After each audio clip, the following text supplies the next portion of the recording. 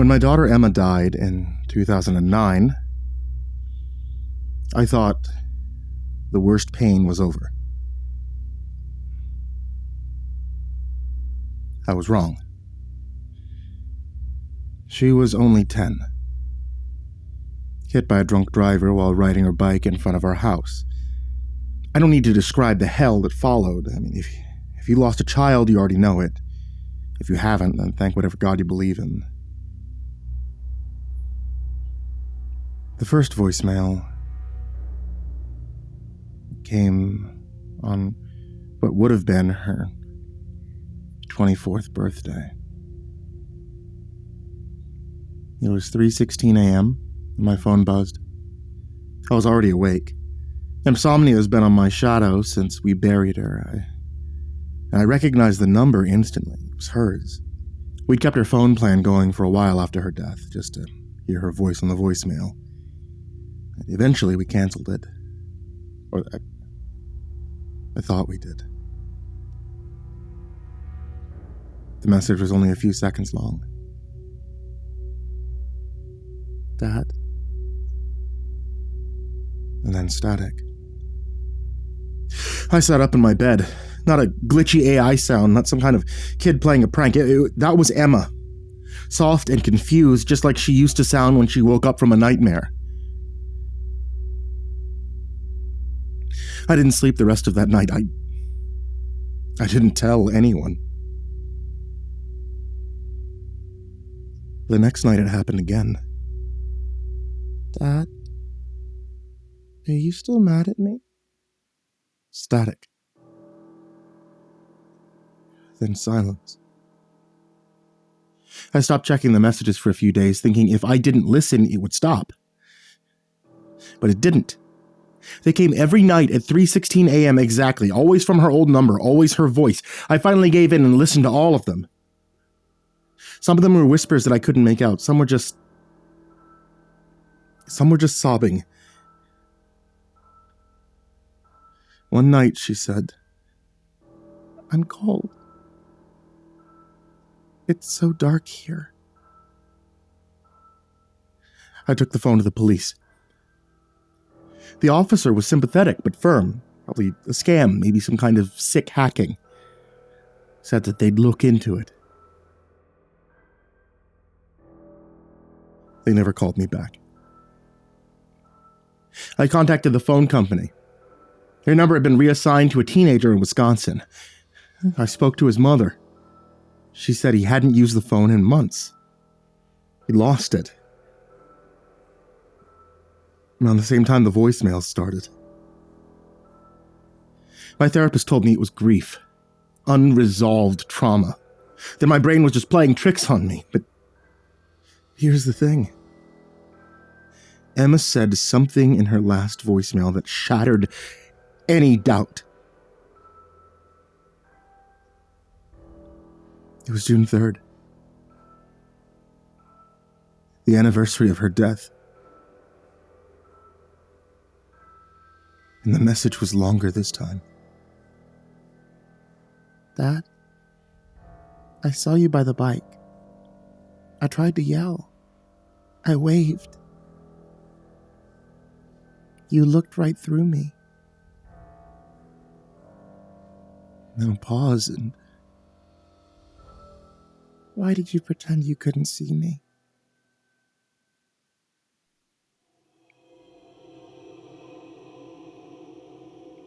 I hadn't told anyone I visited the exact spot that day. Not my sister, not my ex-wife, no one. And I did think I saw something. A flicker in the corner of my eye, a small figure in a blue jacket, the same one that she was wearing that day, but when I turned, nothing was there. I told myself it was my imagination. But then came the final message 2 nights ago. It was different, it was louder, more alive. Daddy, I'm not supposed to talk to you anymore. He's getting mad. Static. Static crackled like fire, and then I heard a new voice. Not Emma's. It was deep and slow and wrong, and it said, "Stop looking. You'll see us soon enough." And the line went dead. I smashed the phone. Yesterday I got a new number, new provider, burned the old SIM, brand new phone, and still tonight at exactly 3:16 a.m. the phone buzzed. One new voicemail. From Emma.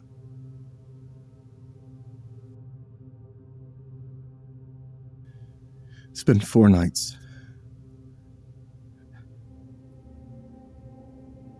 I thought sharing this might help. I don't know. Maybe if I released it somehow, maybe give it shape, maybe that would make it stop. It didn't. The voicemails still come every single night, 3:16 a.m. Not a minute before, not a minute after. I used to bolt upright when it happened. Heart in my throat, breath caught, and now I just lie there and I wait for the buzz like a ritual. I don't listen anymore, not all the way through. I just let them pile up in my inbox, collecting like dust in a forgotten room. But last night I couldn't ignore it.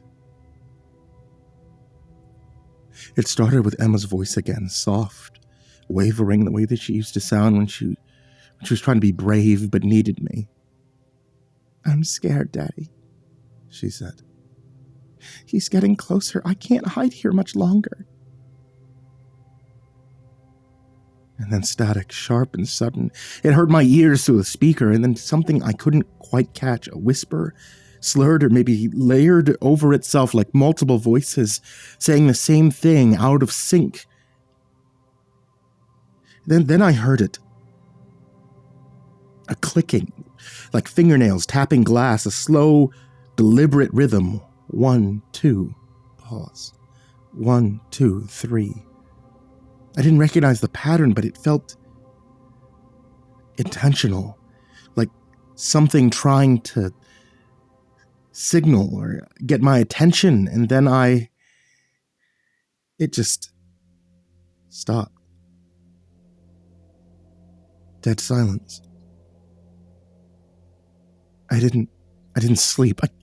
I couldn't. I waited for dawn like it was a promise. This morning I checked the house. Every window had scratches, thin, fine marks, like something sharp had traced lines across the glass. Some of them were so high up I needed a stepladder just to get a closer look. I mean, I live alone. I have no pets, no trees brushing the house, no explanation. And then out front, in the grass near the road. That road. I saw something caught on a low branch by the ditch where the accident happened. It was a piece of fabric. Blue. Faded denim. Torn in a pattern I knew too well. I ran inside, I climbed into the attic, yanked the old sealed storage box down with shaking hands. Her jacket. The one she wore the day she died, it was still inside. I kept it for the smell, the memory. It zipped in a vacuum bag, untouched since the funeral, and I opened it just to be sure. The tear in the shoulder. Matched exactly. But the one outside, it looked new, like it had just been ripped. No dirt, no weathering, no fading from sunlight, not even dew, fresh. It was fresh, clean fabric. This was the moment I stopped pretending I could logic my way through this. Tonight, actually just an hour ago, something changed. It wasn't a voicemail. It was a text from her number. Just 2 words. Come outside. No punctuation, context, just that. And I won't lie, I stood there with my phone in my hand for what felt like forever, my thumb hovering over the screen like I was going to reply. My heart wasn't racing, I wasn't panicking. It was something worse, that warmth, that aching familiarity.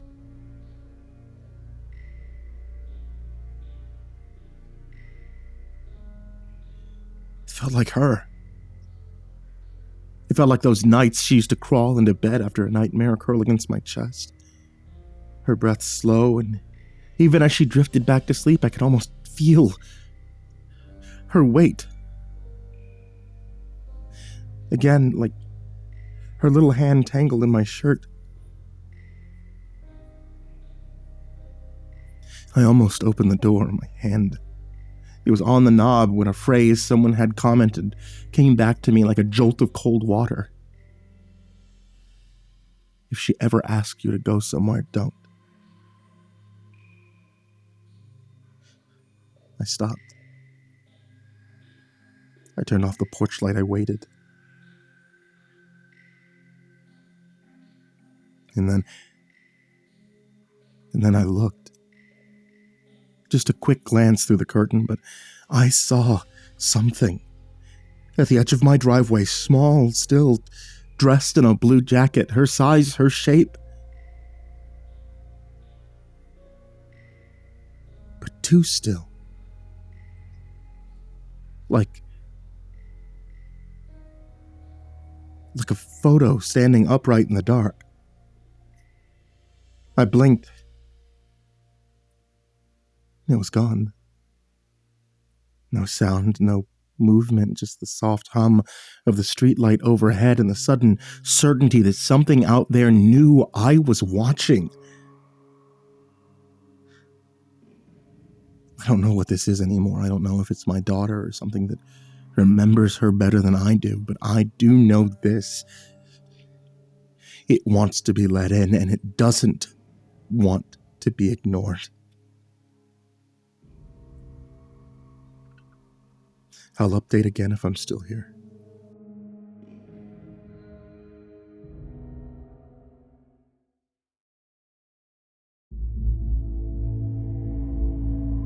I didn't sleep last night.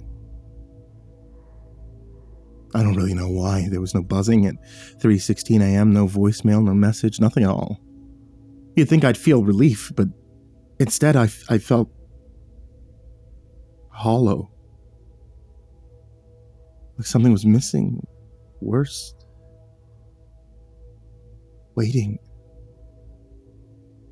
I sat in bed, phone in my hand, screen lit. Nothing came. No notification, no blocked number, no whisper of her voice. Just the glow of the lock screen and the steady tick of the clock beside my bed. And yet, the dread didn't go away. This morning when I stepped out onto the porch, I found something on the doormat. A single Polaroid photo. No envelope, no note. No sign that anyone had been near the house. Just the photo. I stared at it for a long time before I picked it up. Something about it made my stomach twist, like I already knew what would be on it, like I'd already seen it before, maybe in a dream that I'd forgotten or a memory I never wanted to have. There was a picture of Emma's bike. The one she was riding when she died. Except the photo wasn't old. It wasn't from that day, I know, because the grass in the background still had the bare patches. I'd reseeded just a few weeks ago. My neighbor's car is in the driveway. The garbage bin's tipped the same way it was yesterday morning when the wind knocked it over. It was recent. The bike was propped on its kickstand at the edge of the road, right where the accident happened. The back wheel was bent, the seat was torn exactly as I remember it after the crash, but we don't We don't have that bike anymore. We buried it, along with her. I checked the spot. There's nothing there. No tire tracks, no bike, no photo prints anywhere else. Just grass and silence and the faint smell of rain that never came. Inside, I set the photo on the table and stared at it for hours. I couldn't touch it again. My fingers itched to flip it, but I was scared of what might be there. And finally I did. The back was blank except for 2 words, written faintly in pencil. Not printed, they were written. And they were written in her handwriting. I remember. That broke something in me. I don't know if I'm supposed to remember something, or if she does, something I buried deeper than her jacket or the sealed boxes in the attic, something I don't want pulled into the light. I want to believe it's her so badly it hurts, but a memory doesn't knock on your door. It doesn't whisper through phone lines. It doesn't dig up a rusted bike and pose it like an offering. And tonight at exactly 3:16 a.m., my phone buzzed again. Not a voicemail. A FaceTime. From her number. And for 1 second, just before I declined it, the thumbnail preview showed something. Something from behind me. Something smiling.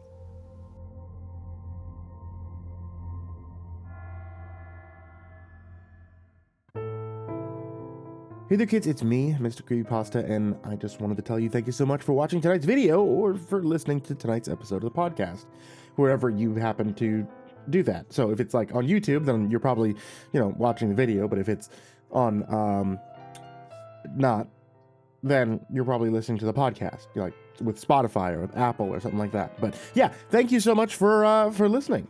And as always, I want to give a very big thank you to everybody who supports me over at Patreon. That's patreon.com/MrCreepyPasta. I cannot thank you guys enough. Thank you guys so much for being supporters. That goes for everybody who was down in the description, as well as AcidSystem, BallarmsTheRat, Blake Rattler, Mendoza, Brenna, BrimstonePandemonium, Caltuna, Chainsmoker Dealer, ChicagoHitman, CoryxKenshin, Cronut508, CrusaderChocobo, CursepoxPrimarch, Dakota Best, Poulsen, Dante Kinkade, Kraus, Ellie Hutmire, Enchanted Buns, Estebean, Gemma, Halsey, HIDive nephew, himbojerry, Hourminsec's Jay Keems, Jedis Pet, Jordan Humble, King Crab, Mr. Marcus Blitz, Old Penguin, Peaceful Buddha, Psychomel, Red Shadowcat, Remember the Sun, Rinku Star, Salty Surprise, Samara Line, Seclude, Simba's Bloody Mojo, Sky Harbor, Smiley the Psychotic, Sullyman, Tali Sue, the Chavez Brothers. Thank you so much. And honestly, thank you to everybody, even those guys that are in there for just $1. It really helps me out. Once again, that's patreon.com/MrCreepyPasta. Or if you guys like to just listen, honestly, it helps me out a lot too. Thank you guys so much for being here. Thank you for listening. Thank you for watching. And sweet dreams.